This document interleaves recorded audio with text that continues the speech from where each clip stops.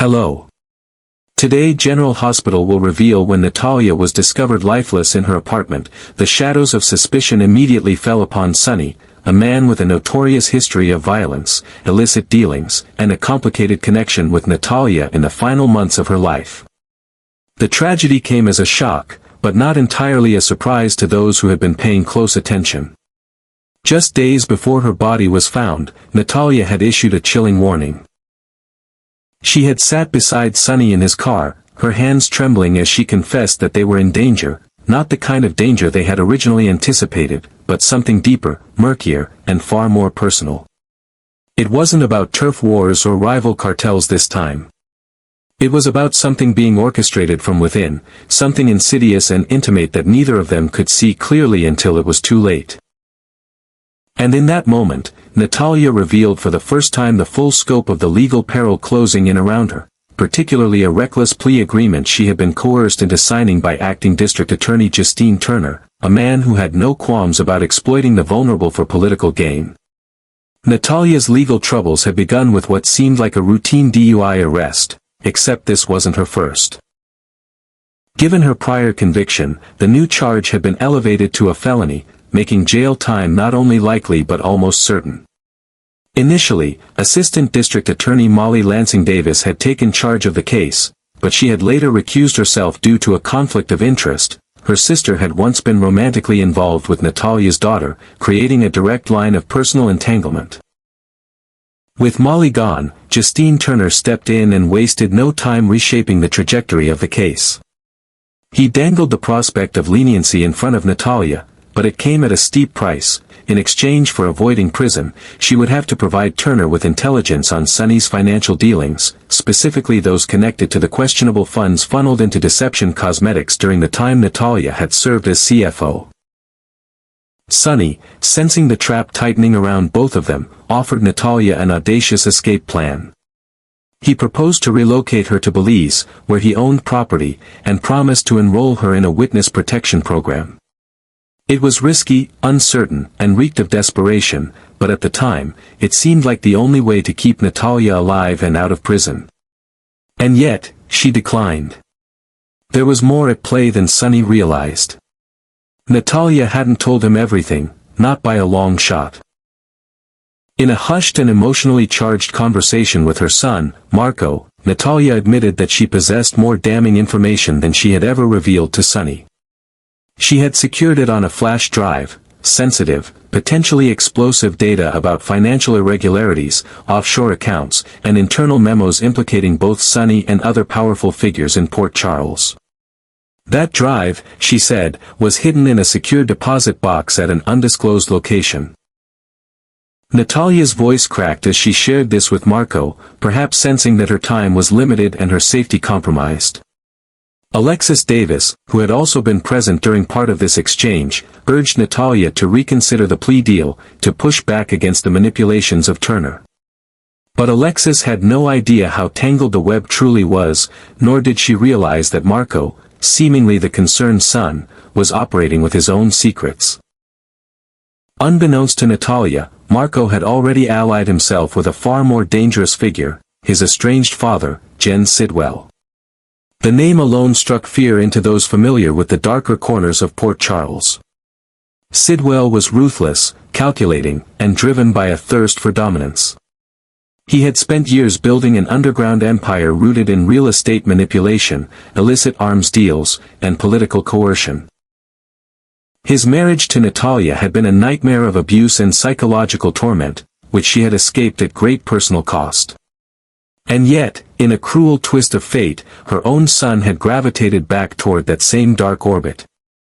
Marco believed he was serving a higher purpose by working with Sidwell. In his eyes, Sonny was the true threat, a man whose actions had endangered Natalia once again.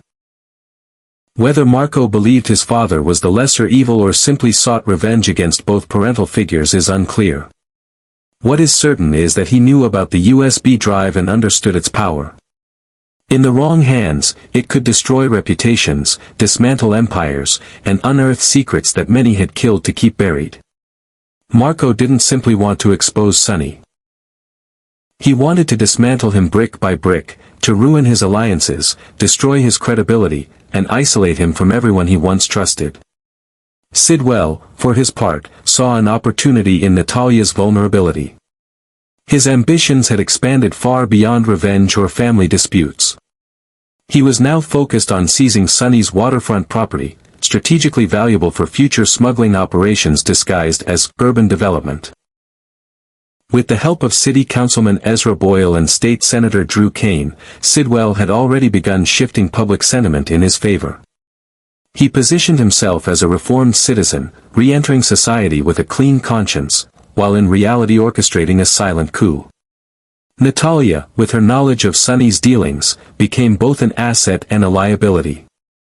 Sidwell needed her silence before she chose to give the flash drive to anyone else, or worse, to the media.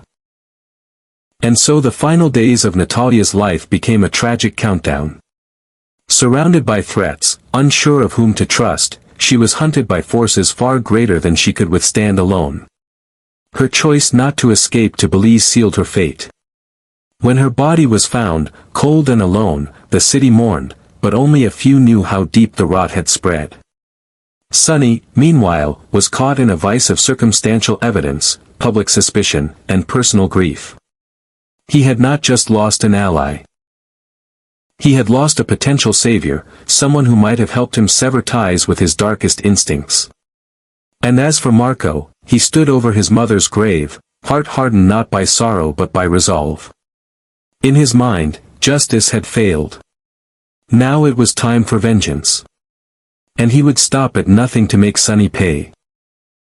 Sidwell had long set his sights on acquiring Sonny's Pier, a valuable stretch of waterfront real estate in Port Charles that served as a vital artery for Sonny's operations and, more importantly to Sidwell, a potential goldmine for his expanding network of covert international trafficking and smuggling routes. To the public, the pier was simply a neglected piece of industrial property, ripe for redevelopment. But to those in the know, it was a highly strategic gateway. One that could shift the balance of power in the city's underworld and open new channels of influence both politically and financially. For Sidwell, eliminating Sonny from the picture was not merely about revenge or rivalry, it was about dominance, about claiming the final piece of a game board he had been slowly controlling for years. Armed with years of political manipulation, Sidwell had methodically built a network of allies in high places. Among them were Councilman Ezra Boyle and State Senator Drew Kane, both of whom he had skillfully ensnared in a web of favors, threats, and well-camouflaged financial incentives. To the public, these men appeared as champions of reform, promoting urban revitalization and social reintegration programs meant to modernize Port Charles. But behind closed doors, they were fully aware of Sidwell's true intentions.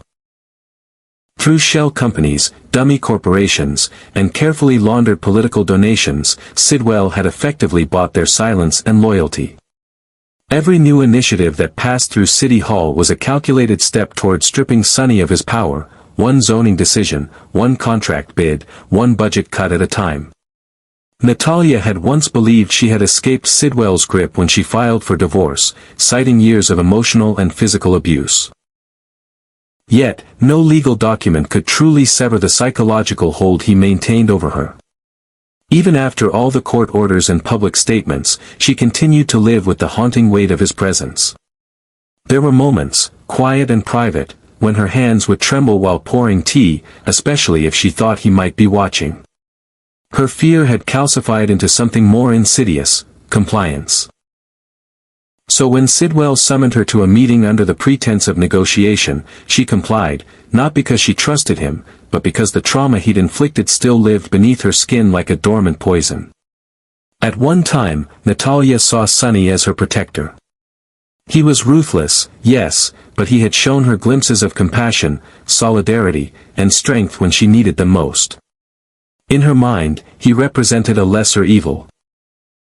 Someone who might shield her from the wrath of Sidwell, someone who understood the language of fear and could respond with force. But what she hadn't anticipated was that aligning herself with Sonny would ultimately trap her in an even darker labyrinth. Sonny's world was one of shifting loyalties, unspoken debts, and shadows so deep that even allies could become threats. As Natalya's legal troubles mounted, her alliance with Sonny placed a target squarely on her back, and every path of escape began to vanish, one by one. When her lifeless body was discovered, it didn't take long for the trap to snap shut. Sonny became the immediate suspect. Within hours, fabricated evidence began surfacing. Audio recordings of altered phone calls between him and Natalya, GPS logs from Sonny's car conveniently placing him near her apartment at the precise time of death, and even a so-called eyewitness account from an anonymous source describing Sonny leaving the building in a state of visible panic.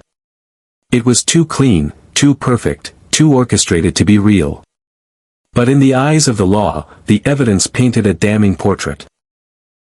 Sonny found himself caught in a whirlwind of accusations, headlines, and formal inquiries, all while still processing the loss of someone he had once considered both ally and confidant. And yet, beneath the media frenzy and legal firestorm, one man knew the unfiltered truth: Marco, Natalya's son. His relationship with his mother had been strained for years, weighed down by resentment, abandonment, and unresolved trauma. But her death shattered something in him. The grief quickly mutated into rage, and that rage hardened into something even more dangerous: purpose. Marco refused to believe that this was solely Sidwell's doing. He had always mistrusted Sonny and saw him not just as an accomplice to Natalya's demise, but as the catalyst who dragged her into the orbit of destruction in the first place. Sonny hadn't pulled the trigger, perhaps, but he had handed Sidwell the weapon. Marco began to plot revenge with chilling precision. Drawing from the fragments of data his mother left behind, most notably a flash drive she had referred to as the key to everything, he assembled a mosaic of secrets, betrayals, and vulnerabilities that spanned every corner of Sonny's life. This wasn't just a vendetta, it was a systemic takedown. Marco didn't aim to send Sonny to prison, that would be too easy, too impersonal. He wanted Sonny to suffer, to be dismantled from within, to feel the weight of isolation as his empire, his family, and his identity crumbled. He started with Sonny's relationships, the very fabric of trust that held his chaotic world together. Marco knew where the cracks were, he had studied them long before his mother's death. Christina's idealism, Michael's moral compass, Ava's ambition, and Nina's insecurities. He targeted each of them subtly, releasing bits of curated information designed to foster doubt. Old photos resurfaced, confidential documents arrived in unmarked envelopes, audio clips of Natalya's confessions were sent anonymously to family members. These were not direct accusations, but poison seeds, planted carefully to grow into suspicion and resentment. Marco knew Sonny's greatest fear wasn't a prison cell, it was betrayal. Sonny could survive indictments and bullets, but not the loss of loyalty from those he loved. Marco's strategy wasn't to expose Sonny's crimes in court, but to unravel his soul in silence. One by one, Sonny's inner circle began to falter. Questions replaced certainty. Loyalty gave way to hesitation. And Sonny, once the immovable center of his own universe, began to drift. Marco observed it all from the shadows, never revealing his hand. He moved like a ghost through Sonny's past, using the very people Sonny had hurt or manipulated as instruments of retribution. The flash drive, still in his possession, remained his trump card, unleashed only when Sonny was at his most vulnerable, when the walls had closed in completely and there was nowhere left to hide. And when that moment arrived, Marco wouldn't need to say a word. The silence would be enough. The silence of a son mourning a mother, the silence of a legacy broken, the silence of a king watching his kingdom turn to ash. That, to Marco, would be justice, not the kind found in courtrooms, but the kind carved into the bones of those who forget that power is fleeting and every betrayal has its price. Meanwhile, Jason began to sense that something was profoundly off. His instincts, honed through years of navigating deception, betrayal, and criminal undercurrents, told him that the narrative surrounding Natalya's death didn't quite add up. He couldn't explain it in precise terms, not yet, but there was a hollowness in the accusations against Sonny that he couldn't ignore, a manufactured feeling, as if someone had carefully constructed the evidence rather than discovered it. Driven by loyalty and a nagging intuition, Jason launched his own quiet investigation, retracing Natalya's final steps, examining court documents, and probing the very corners of Port Charles that the official inquiry had conveniently overlooked. His search eventually led him to a private deposit box registered under an alias Natalya had used in the past, one of her escape hatches, known only to a handful of people. It was there, according to Alexis and fragments of Natalya's final conversations, that the elusive USB had been hidden. Jason arrived at the security vault late at night, his breath shallow with anticipation, knowing that the drive could be the missing piece to clear Sonny's name. But when he opened the compartment, he found it empty. The velvet pouch designed to conceal the flash drive lay discarded and open, like a promise broken too late. He requested the building's surveillance footage and, after hours of combing through grainy recordings, a shadowy figure emerged from the frames, a tall man, face obscured by a baseball cap and scarf, slipping the contents of the box into his coat and walking calmly into the night. Despite the poor resolution, there was something unmistakable in the posture, in the subtle tilt of the head, in the deliberate, practiced way the man moved. Jason recognized Marco. The estranged son of Natalya had beaten him to it. But it wasn't just the theft that troubled Jason, it was the why. He reached out to Marco, trying to reason with him, to understand his motives, to recover the drive that could exonerate Sonny and possibly expose Sidwell's entire criminal infrastructure. But the man he found wasn't the grieving, lost son of a murdered mother. Marco had transformed into something else entirely. What Jason confronted was a wall. Not of silence, but of righteous fury. Marco didn't argue. He didn't yell. He simply looked at Jason with eyes that had seen too much, eyes that no longer believed in systems or heroes or redemption. He didn't believe in the law, in due process, or in Jason's attempts to make it right. In Marco's view, the justice system had already rendered its verdict, through neglect, through cowardice, through calculated indifference. It had let Natalya die long before her body hit the floor. It had forced her into deals with men like Turner. It had stood by while Sidwell manipulated every institution.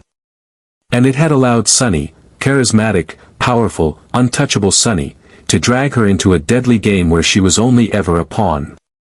So no, Marco wouldn't hand over the flash drive. Not to Jason. Not to the police. Not to anyone. Because to him, the truth wasn't a shield, it was a sword. One that had to be wielded at the right moment, when its weight could strike with full, undeniable force. Until then, he would wait. He would watch.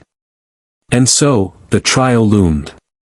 Sonny stood on the edge of a judicial reckoning, summoned to a special emergency hearing under intense public pressure. News crews flooded the courthouse steps. Protesters and loyalists clashed outside. Inside, Sonny sat at the defendant's table, composed on the outside, but his mind unraveling under the weight of betrayal, grief, and unanswered questions. He didn't know who to trust anymore. Michael had grown distant. Christina avoided his calls. Ava had stopped showing up. The people who once formed his fortress had become shadows, drifting away. In the back of the courtroom, Marco sat in silence. He didn't fidget. He didn't blink. His hand rested on a worn leather bag, the USB hidden inside. He had been in possession of it for weeks, and he knew exactly what it contained. Financial ledgers, wire transfers, memos from Natalya's time at Deception Cosmetics, and most damning of all, recordings of conversations that exposed how deeply entangled Sonny had become in laundering operations Natalya had begged him to leave behind. It wasn't all criminal. Some of it was just cold, unfeeling manipulation. But to Marco, it didn't matter. It was enough. All it would take was 10 seconds. 10 seconds to plug the device into a court computer, to release its contents to the public, to change everything. But he didn't move. Because for Marco, justice wasn't about facts. It wasn't about exoneration or condemnation. It was about timing. It was about making sure Sonny didn't just face legal consequences. He wanted Sonny to feel the collapse, to feel the sharp sting of abandonment, the weight of public disgrace, the slow erosion of trust from everyone he ever held close. So he waited. He listened as Sonny was asked whether he had been in Natalya's apartment the night of her death. He watched the twitch in Sonny's jaw, the tightening of his fists under the table. He scanned the courtroom, Jason, still watching him from across the aisle, unable to stop what was coming. The prosecutors, drooling over the illusion of a clean conviction. The press, cameras flickering like vultures circling overhead. And he thought of his mother. Of the last voicemail she had left, her voice thin, scared, whispering that she didn't know who to trust, but that she hoped Marco still loved her. And in that moment, Marco gripped the USB tighter, but did not move. He wanted Sonny to reach that moment where power meant nothing. Where legacy was ash. Where the courtroom echoed with silence not because there was no evidence, but because every soul in that room had already turned away. When that moment came, he would act. When Sonny's world was dust, when there was no redemption left to claim, then, and only then, would Marco make the truth known. Not for the courts. Not for the press. But for his mother. Because in Marco's eyes, the legal system had failed her. Justice had failed her. But a son, armed with grief, fire, and absolute resolve, could still deliver the only verdict that mattered.